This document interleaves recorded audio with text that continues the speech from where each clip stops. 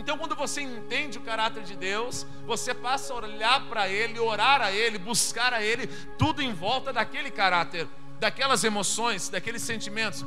E é isso que eu quero colocar dentro de você. O texto diz que eu sou semelhante a Deus, mas muita gente diz isso: eu sou semelhante a Deus, mas semelhante ao quê? À aparência apenas. Eu sou semelhante ao quê? Cadê esse Deus? Cadê essa realidade? E é essa realidade que eu quero explicar para você. Há muitas pessoas que não entendem o caráter dele. Vamos colocar isso dentro do seu coração. Há um episódio na Bíblia que chama muita atenção, onde os discípulos estão junto de Jesus, e Jesus permite que qualquer um faça uma pergunta. E a pergunta que é mais falada e mais dita é essa: quando que nós vamos conhecer o Pai? Quando os discípulos dizem isso para Jesus, eu imagino Jesus até engrossando a voz, dizendo: estou há tanto tempo com vocês e ainda ninguém me conhece. Jesus está dizendo claramente que quem está olhando para Ele está conhecendo o Pai. Quem está olhando o caráter de Jesus está conhecendo o caráter do Pai.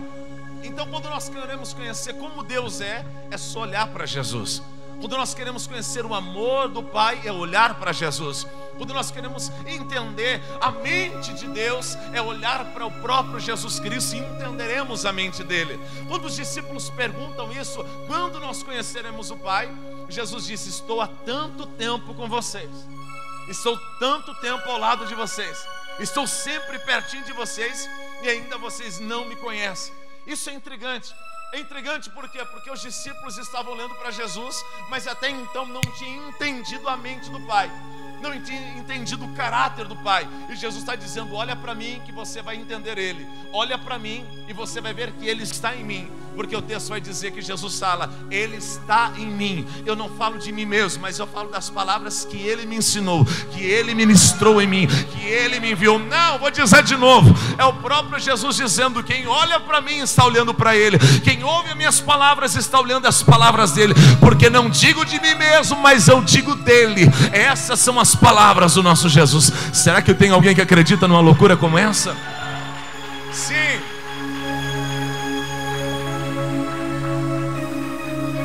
Pois bem, agora eu quero que você entenda quem é Jesus e a mente de Jesus. Jesus, ele era conhecido como amigo dos pecadores. E isso também é intrigante, porque muitas pessoas queriam que fosse diferente, que ele fosse amigo dos santos, amigo dos gentios, amigo dos fariseus.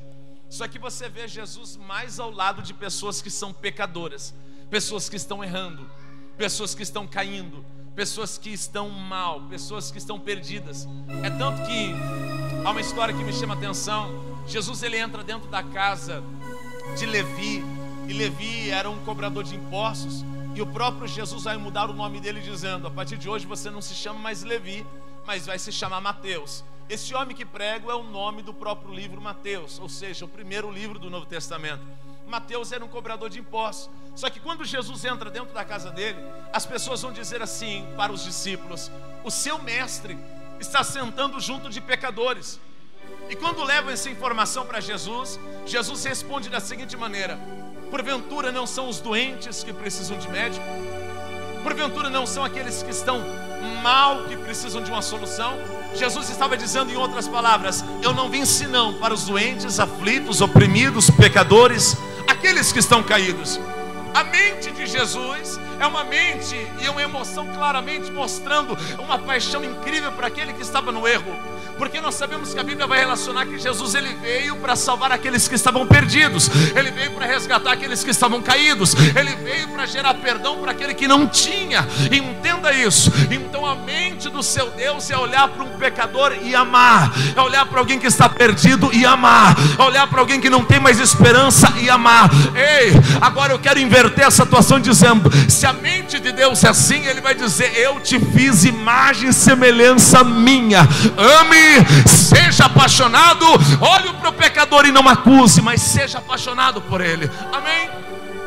Só que o engraçado é que quando nós falamos assim, a palavra pecadores, muitas pessoas vão imaginar muitas coisas, menos as coisas que é para imaginar. Por exemplo, quando eu falo para você: Jesus é amigo de pecadores, o que você vai imaginar? Que Jesus é amigo de uma prostituta, que Jesus é amigo de um drogado, Mas entenda que quando nós falamos amigo de pecadores, abre uma classe de gente muito grande, para você entender. Vamos falar agora de alguém que é pecador e você não imagina. A Bíblia vai dizer que o grande homem, pelo nome de Davi, foi um dos maiores pecadores que a Bíblia menciona. A Bíblia vai dizer que Davi, ele passa a desejar uma mulher, e ele se deita com aquela mulher não podendo. E quando ele se deita com aquela mulher, a mulher fica grávida. Davi manda matar o marido daquela mulher, e ele tenta esconder esse pecado. E o texto diz que um profeta revela o pecado para ele, e ele passa a pagar um alto preço por aquilo debaixo de uma lei. E sabemos que ele gera o Salmo 51 dizendo: Senhor, não retira o teu espírito de mim, mostrando um grande arrependimento. Então Jesus era amigo de Davi, sendo um homem que adulterou, um homem que errou, um homem que conhecia Deus, teve experiências com Deus, onde Deus tirou ele do lamaçal e colocou ele num trono. Mas quando está no trono, ele erra, ele peca. E não é por isso que Deus vira as costas para ele. Sabemos que Davi, ele pagou um preço pela sua própria boca, pela sua própria condenação. Mas quando ele diz os erros, ele diz assim, que se isso acontece no meu reino, que pague 4 vezes mais. A família de Davi pagou por aquilo, os filhos de Davi pagou por aquilo. Mas não significa que Deus virou a costa para Davi, não. Deus continua amando, tanto que a Bíblia vai dizer que o coração de Deus estava dentro de Davi, que Davi tinha um coração de Deus. Ou seja, era o homem que tinha matado, é o homem que tinha adulterado, mas era Deus dizendo: continuo te amando, continuo tendo você comigo, continuo investindo em você. Não entendeu? Vou dizer, nós somos imagem e semelhança de Deus. Olhe para alguém que caiu e ame. Olhe para alguém que está no erro e ame. Olhe para alguém que desviou e ame. Essa é a imagem e semelhança de Deus para a nossa vida. Amém? Quando nós falamos que Jesus é amigo de pecadores, nós temos que entender também que Jesus não é apenas amigo da mulher samaritana que teve 5 maridos e o que ela tinha não era dela. Jesus era amigo dela, mas também era amigo do grande pecador Moisés. Moisés, o grande libertador do povo do Egito, também foi um pecador. Alguém que matou um egípcio. Ele matou com as suas mãos. Ele também errou, ele também pecou. E foi uma das maiores referências do Velho Testamento. Esse próprio Moisés, depois de ter matado alguém, ele sobe no monte. Quando ele está no monte, o próprio Deus vai começar a revelar coisas incríveis. Então o que eu quero colocar dentro de você: Deus não rejeitou Moisés porque Moisés errou. Deus não rejeitou Davi porque Davi errou. Deus não rejeitou homens e mulheres que erraram. O que eu quero colocar no seu coração: se nós somos imagem e semelhança de Deus, o nosso mais do que obrigação é olhar para alguém e ter o coração de Deus dentro da gente. É olhar para alguém e olhar como Deus olha para as pessoas. Não, vou dizer até você sair do seu lugar. É Deus dizendo nesse altar claramente: olhe para o pecador e ame ele. Olhe para quem caiu e seja apaixonado por ele. Não, vou dizer até você sair desse lugar. Ei, o desejo de Deus é que você seja imagem e semelhança dele.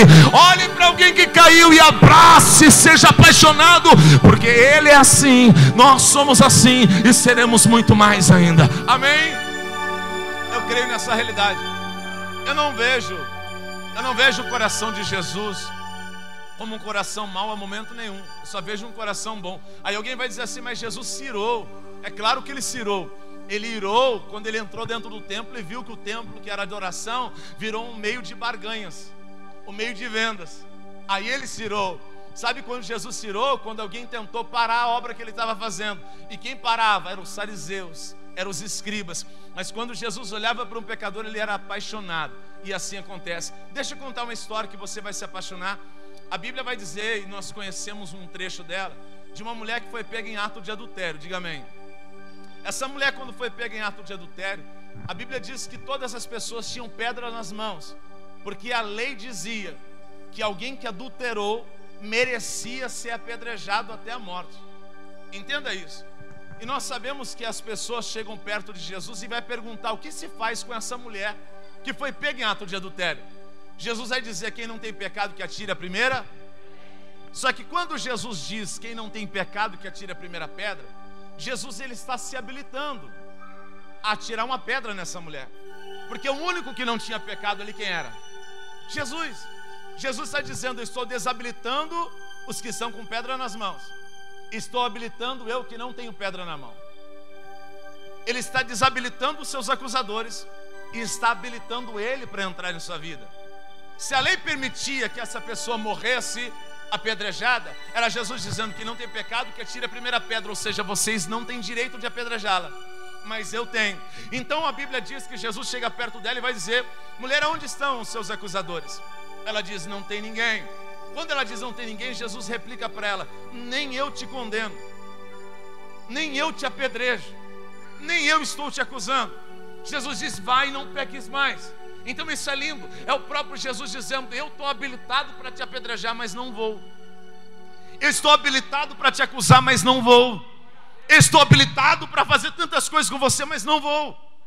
Você entende? Não, você precisa gravar isso no seu coração. O único que é habilitado para me condenar e te condenar é Jesus. Mas Ele não faz isso. O único que sabe dos meus erros, dos seus erros, é Ele. E mesmo Ele sabendo, Ele vai olhar para mim e vai dizer: eu sou apaixonado por você. Isso é incrível. Então é um Deus que está mudando a nossa vida, não com pedra nas mãos, mas dizendo: eu não te condeno, eu amo você. Eu não te condeno, eu amo a sua vida. Amém? Entenda algo, deixa eu mudar um pouco o nível dessa mensagem. Eu não passo a mão no pecado, eu sou um pecador. E esses últimos dias eu tenho aprendido isso muito mais. Tenho chorado para lidar com muitas coisas. Chorado.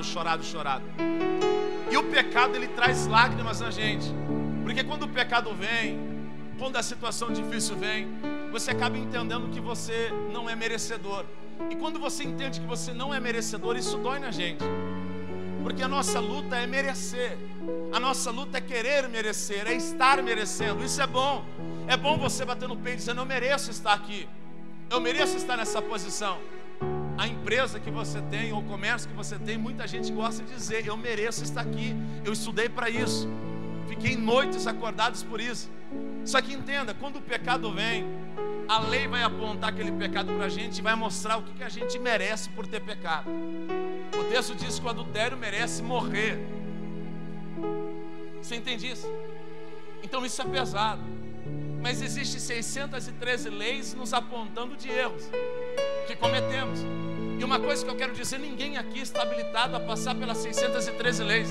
Aí alguém vai dizer assim: apóstolo, mas eu não pequei em um erro grave, mas eu pequei em outro. Não há uma balança de pecado. Pecado é pecado.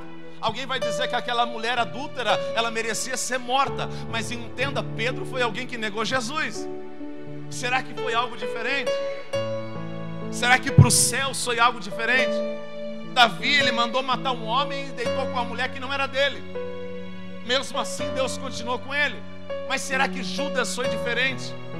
Você entende essa razão? O que eu quero dizer é que todos nós somos pecadores. Ninguém aqui passa. Todos nós estamos sendo acusados pelo pecado. E entenda, foi dito nesse altar que o próprio apóstolo Paulo vai dizer: o mal que eu não quero fazer, quando eu vejo, eu já fiz. Ele vai dizer: a minha carne puxa para isso, a minha carne pende para essa realidade. Isso é uma tentação, é um laço, isso vai me puxando. E ele vai entendendo essa verdade, mas quando chega, mudando o capítulo, ele vai dizer: não há nenhuma condenação para aqueles que estão em Cristo Jesus. Entende? Eu não sou condivente ao pecado, não sou condivente ao pecado porque eu luto contra isso. Nós lutamos, somos homens e mulheres que estamos sujeitos a tantas coisas. Olhamos, pensamos, imaginamos. Vivemos num mundo onde é explícito o nosso rosto. Há uma tentação tentando nos puxar, mas também há um Jesus dizendo: ei, não peques. Mas se pecar, filhinho, saiba que há um advogado justo e fiel para você defender. Não, vou dizer de novo. Ele dizendo: filhinhos, não pequeis, mas se pecar, saiba que há um advogado aqui para te defender, para te livrar. Será que alguém recebe uma palavra como essa? Pelo amor de Deus, entenda essa realidade. Eu estava ouvindo uma mensagem de Charles Spurgeon. É um dos pregadores que começou com o mover da graça. E ele traz uma linha de trabalhar muito interessante. Ele começa a falar tanto do pecado, tanto, que toda a plateia, ela se sente a pior pessoa do mundo. Porque se eu começar a dizer aqui: você adulterou, vai doer em você. Se eu dizer: você bebeu, vai doer em você. Você fumou, vai doer em você. Ah, você falou mal, você mentiu, você usou droga. Isso dói. É como uma seta que vem dentro do nosso coração. Só que entenda, talvez eu falo algo para você que dói em você, não dói em mim. mas tem algo que vai doer em mim, não vai doer em você. E esse pregador, ele expõe tudo, e quando todo mundo se sente a pior pessoa do mundo, aí ele vai dizer claramente: mas há um Jesus, que por algum motivo ele olhou para você, ele se tornou apaixonado por você, ele quis morrer por você, ele quis pagar o preço pela sua vida, ele quis sofrer na cruz do Calvário por você. Entende isso? Então, todos que somos pecadores se tornamos agora habilitados à graça de Cristo, porque nós reconhecemos que nós não merecemos, mas o fato de não merecer é isso que é a graça, um favor não merecido. Ou seja, eu e você não merecemos, mas Ele veio. Ei, vou dizer de novo: se tem uma notícia que o diabo não suporta, isso é o diabo dizendo: eu fiz que ele pecasse, eu fiz que ela pecasse. Tudo bem, quando o diabo assinou essa cédula contra a minha vida e tua vida, veio Jesus e riscou toda a cédula de acusação contra a nossa vida. Será que tem alguém que recebe uma loucura como essa? Você entende isso, sim ou não? Toma posse dessa realidade, sim ou não? E nesses últimos dias, o que Jesus tem feito até comigo. Eu vou dizer, vou confessar algo que eu pensava.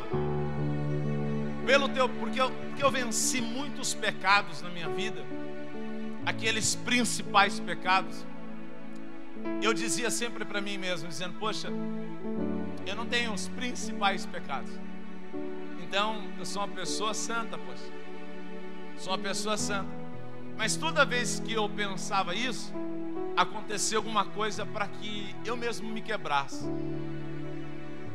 E quando eu me quebrava, eu falava assim: poxa, o que eu pensava realmente não era uma realidade.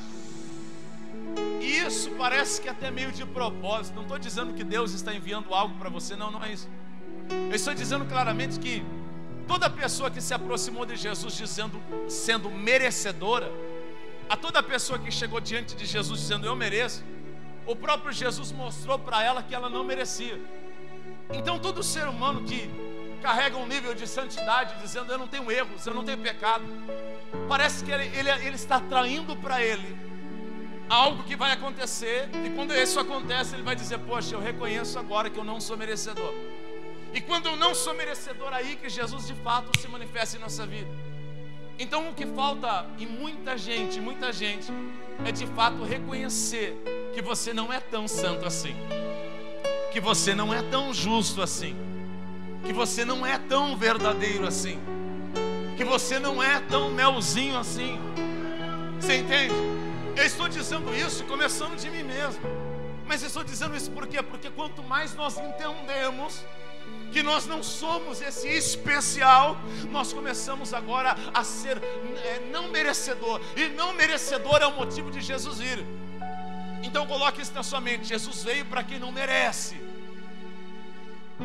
Quando você se coloca nessa classe de pessoas que não merecem, aí você recebe Ele. Então não se trata aqui agora de dizer eu mereço, não, se trata de dizer eu não mereço.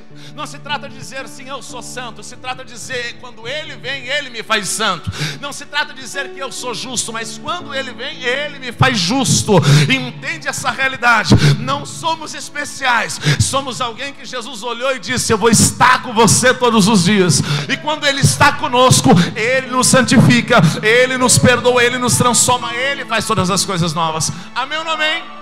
Agora imagine você sendo alguém semelhante a Deus, porque você foi criado sendo imagem e semelhança de... Não te ouvi. Imagem e semelhança de... Que isso? Imagem e semelhança de Deus.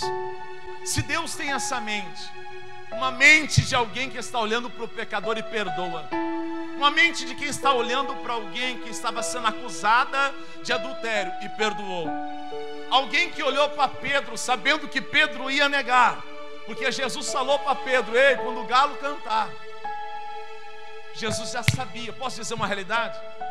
Ele sabe que você vai pecar amanhã. Ele sabia que você ia pecar hoje. Ele sabia que eu ia pecar ontem, antes de ontem, anteontem, semana passada, hoje. E mesmo assim Ele continuou do nosso lado ensinando, investindo, acreditando. Então a mente dele é incrível. Não tem como não amá-lo. Não tem como não amá-lo, porque é apaixonante ver alguém dizendo: eu sei do seu futuro. Sei que você vai fazer uma curva, sei que você vai errar, sei que você vai me negar, sei que você vai me vender, mas eu estou aqui. Você entende? Isso é um amor incondicional, é um amor fora do normal, fora do comum. E é isso que eu sou apaixonado. Eu quero dizer isso para você. Se você errou, se você pecou, se você veio e entrou aqui hoje se achando indigno, se você entrou aqui dizendo: poxa, eu fiz tantas coisas erradas, entenda, Ele está aqui me usando para te dizer: eu te amo, eu te amo. E a minha presença neste lugar te santifica, te justifica, te perdoa, te lava de todos os erros. Se tem alguém maluco, reage por gentileza, reage para o nosso Deus. Maravilhoso, Conselheiro, Príncipe da Paz, Deus forte. Ele é o Alfa, o Ômega, o início, o fim, a palavra. Ele é Deus que levanta, é Deus que deu vida, é Deus que está com a chave do inferno. Ele é Cordeiro e Leão ao mesmo tempo, melhor, Leão da tribo de Judá. Ele é Emanuel, Ele é o Messias, Ele é o Jesus de Nazaré, Ele é o El Shaddai, Adonai, Elohim. Ele é o Deus forte, Ele é o Senhor dos senhores, como o Jeová Jireh, o Deus provedor, o Jeová Rafa, o Deus que cura, o Jeová Nissi, o Senhor da nossa bandeira. Ele é Emanuel, Deus que está dentro de você. Eu não paro de dizer até você sair deste lugar para adorá-lo. Ei, Ele é o nosso Deus, Ele é a salvação, Ele é a verdade, Ele é a vida, Ele é o Senhor, Ele é advogado, Ele é justo, Ele é fiel, Ele é o Senhor do Senhor, Ele é o Deus que está neste lugar. Ele é amigo de pecadores, Ele é o Senhor que rasgou o véu, Ele é o sacrifício da cruz do Calvário, Ele é o Deus que está entrando dentro de você agora. Ele é a justiça para todos que estavam condenados, Ele é o Deus que esmagou a cabeça da serpente, Ele é o Senhor dos senhores.